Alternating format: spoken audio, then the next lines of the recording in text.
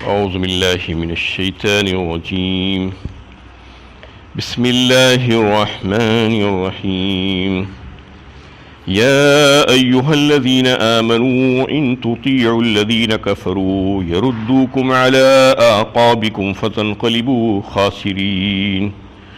اے ایمان والو، اگر تم کافروں کا کہنا مان لو گے تو وہ تمہیں الٹا پھیر لے جائیں گے اور تم نامراد ہو جاؤ گے. بل اللہ مولاکم وہو خیر الناصرین. تمہارا مولا تو اللہ ہی ہے اور وہ بہترین مددگار ہے. یہ سورہ آل عمران کی 149 اور 150 نمبر کی آیت ہے. غزوہ احد کے موقع پر مسلمانوں کو جو عارضی شکست کا سامنا ہوا تھا اور پھر نبی صلی اللہ علیہ وسلم کی وفات کے تعلق سے غلط افواہیں اڑا دی گئی اور مسلمانوں کی صفوں میں اس کی وجہ سے انتشار پیدا ہو گیا تھا اور جنگ کا پانسا ہی پلٹ گیا تھا. وہ ساری چیزیں دیکھتے ہوئے وہ منافقین اور کفار کو ایک موقع ہاتھ آ گیا تھا شرارت کرنے کا. انہوں نے یہ کہنا شروع کر دیا مسلمانوں سے کہ جب آپ صلی اللہ علیہ وسلم ہی نہیں رہے اس دنیا میں تو پھر ہم کو اس دین پر رہ کر کیا فائدہ. ہمیں تو اپنے وہی آبائی دین کی طرف پلٹ جانا چاہیے تاکہ سارے جو جھگڑے ہیں وہ جھگڑے ختم ہو جائیں اور مٹ جائیں. یہ ان کی خباثت اور مسلمانوں سے دشمنی کا حال تھا. اللہ تعالیٰ بتانا چاہ رہے ہیں کہ دیکھو اے ایمان والو، تم ان کی باتوں پر کان مت دھرو اور ان کو اپنے مشوروں میں شریک مت کرو اور ان کے مشوروں کی اتباع مت کرو. وہ تمہارے ہرگز دوست نہیں ہو سکتے، وہ تمہارے دشمن ہیں. اگر تم ان کی بات کو مان لوگے اور ان کا کہنا مان لوگے تو وہ تمہیں الٹا پھیر دیں گے. تمہارے ایمان سے پھر سے کفر کی طرف وہ لوٹا دینا چاہتے ہیں تم کو. ان کا تو مقصد ہی یہی ہے کہ تم بدگمان ہو جاؤ اور تم ہٹ جاؤ اسلام کی طرف سے. وہ یہ چاہتے ہیں اور اس کے لیے وہ مسلسل پوری کوشش کرتے رہتے ہیں، کبھی صراحتاً اور کبھی چھپا کر، کبھی مبہم انداز میں اس قسم کے الفاظ کو استعمال کرتے ہوئے یہ چاہتے ہیں کہ تمہارے دل سے رفتہ رفتہ اسلام کی عظمت اور محبت کم ہوتی چلی جائے اور تم ایک وقت ایسا آ جائے کہ تم ہلاک و برباد ہو جاؤ اور اس سے باہر نکل جاؤ.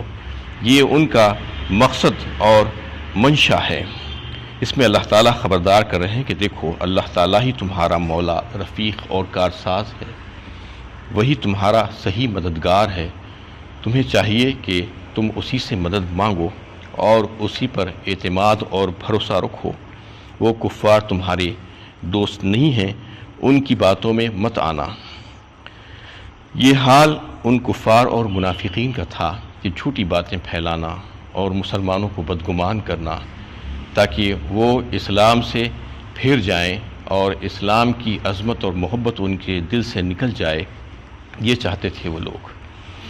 اور اس کے تعلق سے سورہ حجرات 26ویں پارے میں اللہ تعالیٰ نے فرمایا کہ یا ایھا الذین آمنوا ان جاءکم فاسق بنبأ فتبینوا ان تصیبوا قوما بجہالۃ فتصبحوا علی ما فعلتم نادمین.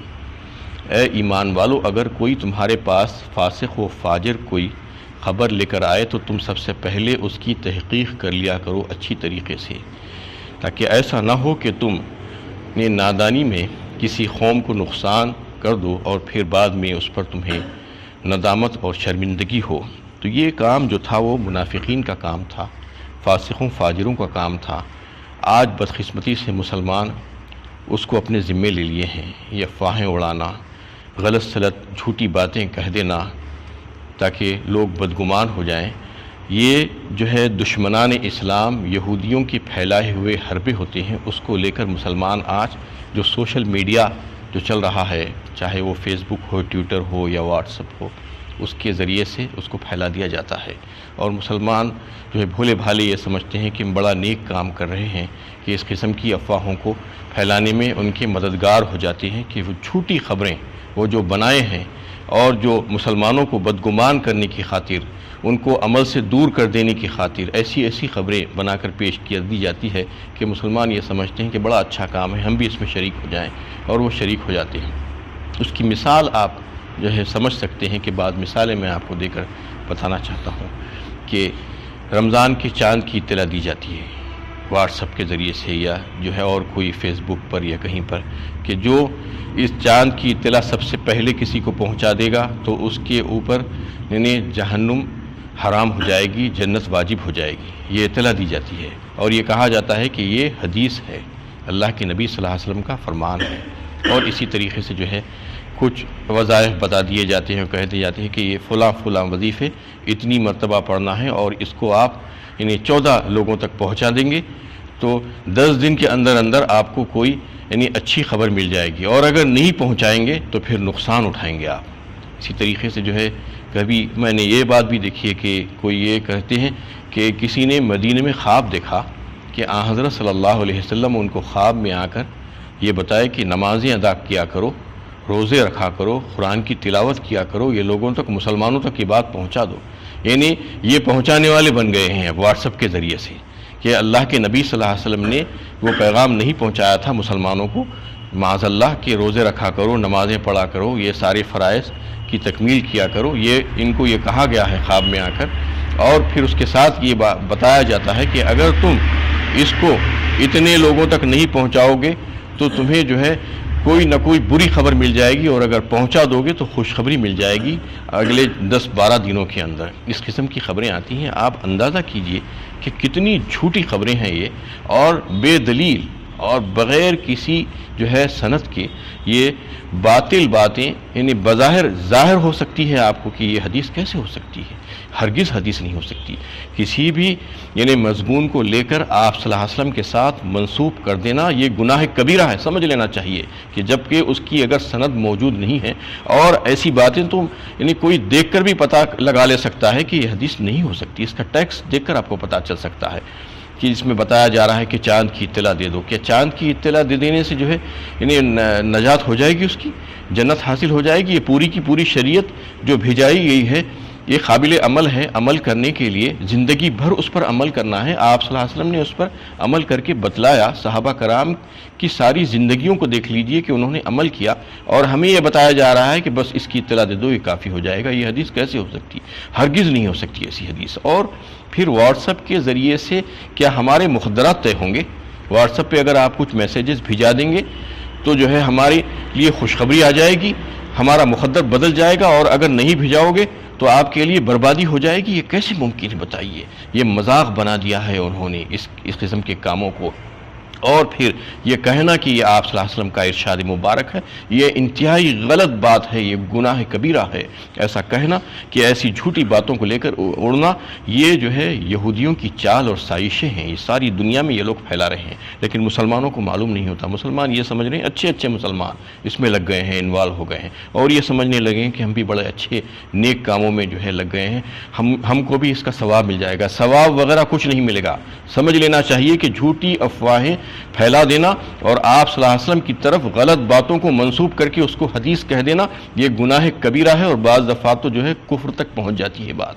اس لیے بڑی احتیاط کی ضرورت ہے، اس میں حد سے زیادہ احتیاط۔ کوئی خبر اگر آپ پوسٹ کرنے جا رہے ہیں تو 100 بار سوچنا چاہیے کہ واقعی میں اس کی کوئی سند ہے یا نہیں ہے، اور آپ کو معلوم کر لینا چاہیے کوئی علم والے سے کہ یہ بات جو یہاں پر لکھی گئی ہے یہ صحیح ہے یا نہیں ہے۔ عام طور پر 90% چیزیں جو ہے اس میں غلط آتی ہیں، جھوٹی خبریں آتی ہیں، لوگوں میں جو ہے افواہیں پھیلا دی جاتی ہیں اور لوگوں کو بدگمان کر دیا جاتا ہے۔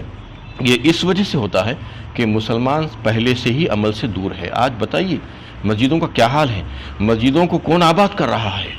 نمازوں میں کتنے لوگ آ رہے ہیں اور دیگر کام کتنے کر رہے ہیں؟ آج مسلمان ساری برائیوں میں تو ملوث ہے ہی ہیں، اور پھر اب مزید ان کو جو ہے عمل سے دور کر دیا جائے۔ یہ یہودی چاہتے ہیں کہ مسلمان باقی نہ بچے، وہ شیطانی چالیں چل رہے ہیں، اور مسلمان ان کا ہاتھ میں جو ہے کھلونا بن کے ان کی یہ ساری بنی بنائی جو خبریں ہیں اس کو لے کر ایسے اڑتے ہیں اور ایسے پھیلانے کی کوشش کرتے ہیں تیزی کے ساتھ کہ یہ سمجھتے ہیں کہ یہ بڑا نیک کام ہم نے آج کر دیا ہے۔ یہ سمجھ لینا چاہیے کہ نیک کام کام نہیں، بہت بڑا گناہ کا کام کر دیا ہے، اس سے زبردست احتیاط کرنے کی ضرورت ہے۔ تو اس میں انہی قسم کے لوگوں کا تذکرہ کیا گیا تھا کہ وہ کفار اور منافقین اس قسم کے کام کرتے تھے اور حرکتیں کیا کرتے تھے کہ مسلمانوں کو بدگمان کر دیں ان کے دین سے، اس سے ان کو پھیر دیں اور وہ جو ہے نقصان میں پڑ جائیں اور ہلاک و برباد اور تباہ ہو جائیں۔ سنلقي في قلوب الذين كفروا الرعب بما أشركوا بالله ما لم ينزل به سلطانا ومأواهم النار وبئس مثوى الظالمين۔ ان قریب ہم کافروں کے دلوں میں رعب بٹھا دیں گے اس وجہ سے کہ انہوں نے ایسی چیزوں کو اللہ کا شریک ٹھہرایا جن کے لیے اس نے کوئی سند نازل نہیں فرمائی۔ ان کا ٹھکانہ جہنم ہے اور کیا ہی بری جائے خیام ہے ظالموں کے لیے۔ اس میں اللہ تعالیٰ ایک بات فرما رہے ہیں کہ ان قریب ہم کافروں کے دلوں میں رعب بٹھا دیں گے اور ہیبت بٹھا دیں گے۔ یہ واقعہ اس وقت پیش آیا جب غزوہ احد کے موقع پر کفار کو غلبہ حاصل ہو گیا تھا اور بظاہر کوئی ایسا سبب نہیں تھا ان کا واپس پلٹ کر جانے کا، یعنی مسلمان پسپا ہو گئے تھے اور زخموں سے چور چور تھے، کئی مسلمان 70 صحابہ شہید کر دیے گئے تھے، سب افراتفری مچی ہوئی تھی، لوگ ادھر سے ادھر بھاگ رہے تھے، میدان چھوڑ کر نکل رہے تھے۔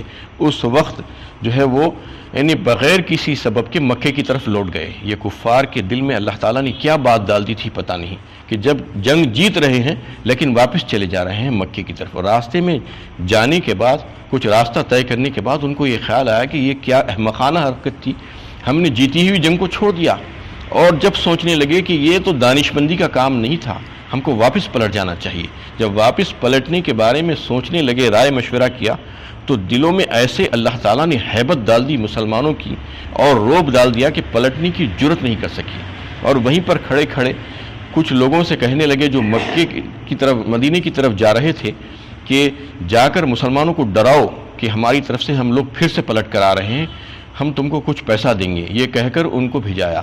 یہ ساری چیزوں کی اطلاع آپ صلی اللہ علیہ وسلم کو بذریعہ وحی اللہ تعالیٰ نے دے دی کہ یہ لوگ اس قسم کی حرکتیں کر رہے ہیں، وہاں پر ٹھہر کر جو ہے مسلمانوں کو یہ خبر بھیجا رہے ہیں۔ یہ سنتے ہی آپ صلی اللہ علیہ وسلم کو جیسے ہی وحی آئی، پھر سے جو ہے اسی حالت میں آپ صلی اللہ علیہ وسلم نے ان کا پیچھا کیا اور حمرات الاسد کے مقام تک پیچھا کرنا شروع کیا، تو وہ لوگ پیچھا چھڑا کر بھاگے وہاں سے۔ تو اس میں یہ بتانا چاہ رہے ہیں اللہ تعالیٰ کہ وہ جیتنے کے باوجود بھی اللہ تعالیٰ نے ان کے دلوں پہ ایسے رعب قائم کر دیا مسلمانوں کا، اور ایسا دبدبہ قائم کر دیا اور ایسی ہیبت ڈال دی تھی کہ وہ جو ہے وہاں سے پیچھا چھڑا کر جو ہے بھاگنے لگے۔ یہ اس وجہ سے ہوا کہ انہوں نے شرک کیا تھا، اللہ تعالیٰ کے ساتھ کفر کیا تھا، اور ایسی چیزوں کو اللہ تعالیٰ کے ساتھ شریک کر لیا تھا جس کو اللہ تعالیٰ نے جو ہے کوئی سند کے طور پر نازل نہیں فرمایا تھا۔ وَمَأْوَاهُ النَّارُ وَبِئْسَ مَثْوَى الظَّالِمِينَ، اور فرما دیا گیا کہ ان کا ٹھکانہ بہت برا ہے، جہنم ہے، اور اس میں وہ ہمیشہ رہیں گے، وہ ظالموں کے لیے بری جائے قیام ہے۔ وآخر دعوانا ان الحمد للہ رب العالمین۔